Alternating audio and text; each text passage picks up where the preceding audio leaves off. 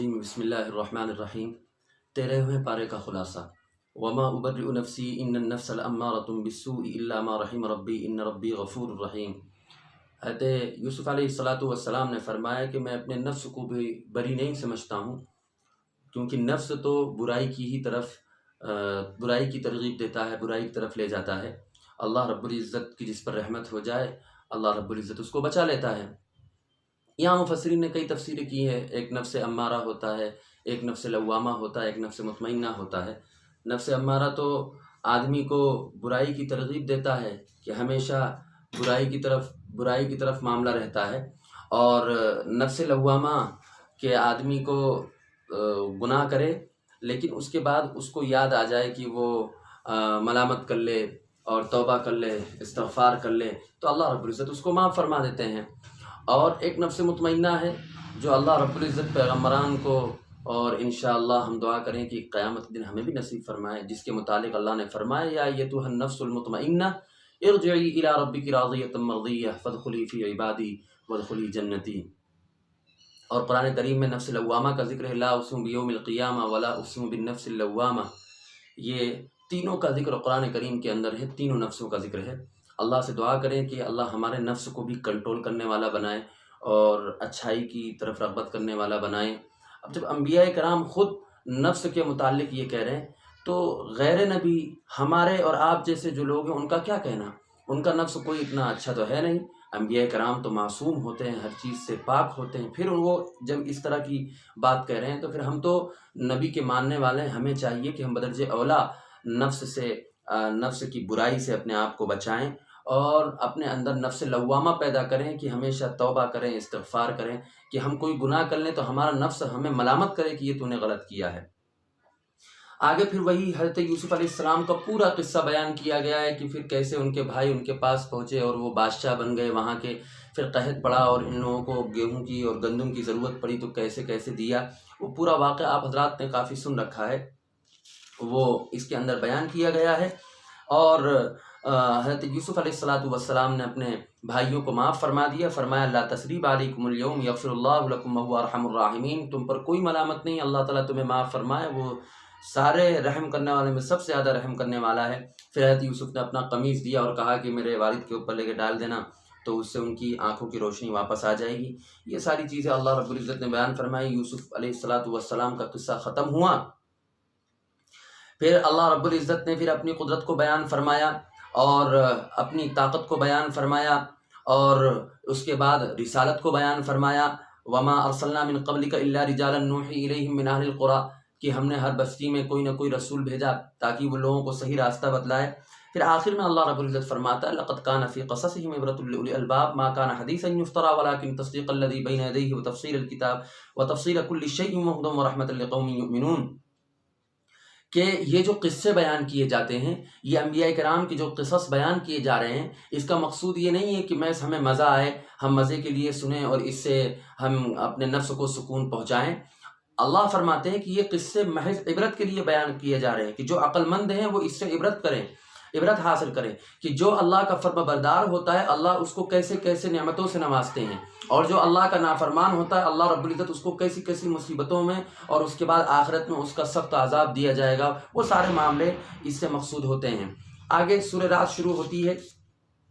سورہ رات کا جو پورا خلاصہ ہے وہ یہی ہے کہ توحید کو، رسالت کو، قیامت کو اللہ رب العزت نے بیان فرمایا ہے۔ توحید کو بیان فرمایا کہ اللہ نے آسمان کو بغیر کسی ستون کے پیدا کر دیا، پھر عرش کو کیا، چاند اور سورج کو مسخر کیا، اور زمین کو بچھایا ہے اور اس کے اندر نہریں جاری کی ہیں، پھل پیدا کیے ہیں، اور رات کو اور دن کو بنایا ہے، اور انگور دیے ہیں، کھیتی دی ہیں، کھجوریں دی ہیں، یہ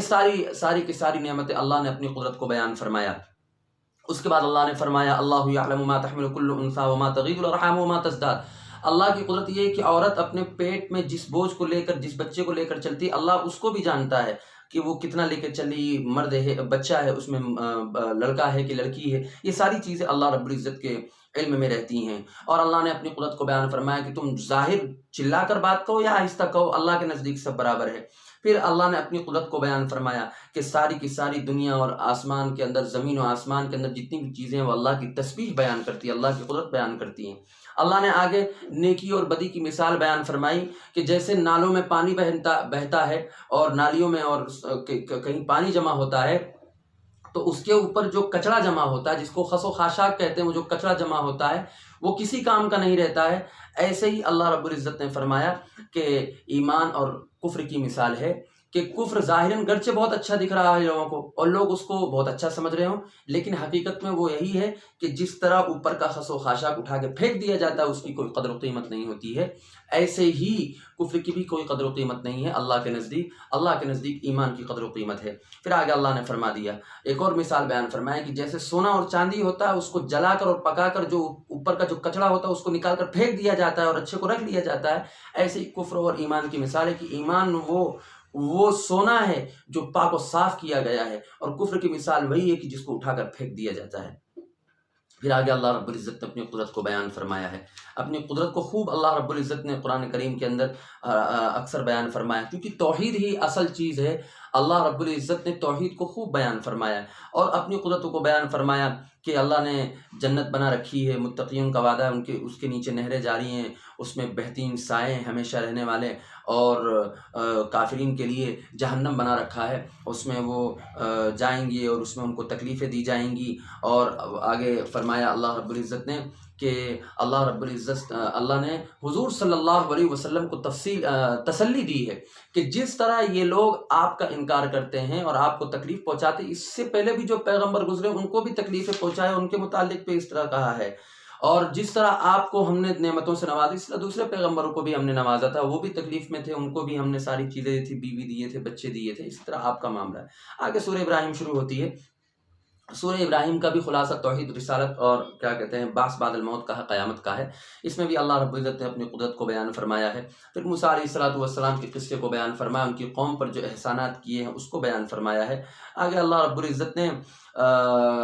کفر اور ایمان کی مثال بیان فرمائی۔ الم تر کیف ضرب اللہ مثلا کلمۃ طیبۃ کشجرۃ طیبۃ اصلها ثابت وفرعها فی السماء، کہ جو کلمہ طیبہ ہوتا ہے اس کی مثال ایسی ہے کہ اس کی جڑیں تہ تک پہنچی ہوئی ہیں اور اس کی اونچائی بھی، اس کی شاخیں بھی خوب اونچی ہے اور اس سے لوگ خوب فائدہ اٹھا رہے ہیں۔ اور جو گندا کلمہ ہے، وَمَثَلُ كَلِمَةٍ خَبِيثَةٍ كَشَجَرَةٍ خَبِيثَةٍ اجْتُثَّتْ مِنْ فَوْقِ الْأَرْضِ مَا لَهَا مِنْ قَرَارٍ، کہ جیسے ہی کوئی گندا پیڑ اگتا ہے اس کو اکھاڑ کر پھینک دیا جاتا ہے، ایسے ہی گندے کلمے کی مثال ہے۔ اب ہمیں سوچنا ہے کہ ہم گندا کلمہ اپنائیں یا اچھا کلمہ اپنائیں۔ پھر اللہ نے اپنی قدرت کو بیان فرمایا یہاں پر کہ ہم نے نعمتیں دی ہیں، آسمان سے بارش نازل کرتے ہیں، سورج اور چاند کو آپ کے لیے مسخر کیا، اور فرمایا اتنی نعمتیں دی، وَإِن تَعُدُّوا نِعْمَتَ اللَّهِ لَا تُحْصُوهَا، تم اس کو گن بھی نہیں سکتے ہو، شمار بھی نہیں کر سکتے ہو۔ آگے اللہ رب العزت نے حضرت ابراہیم علیہ السلام کی دعائیں نقل فرمائی ہیں۔ اذ قال ابراہیم رب اجعل هذا البلد آمنا واجنبنی وبنی ان نعبد الاصنام، کہ اس شہر کو امن والا بنا دیجئے اور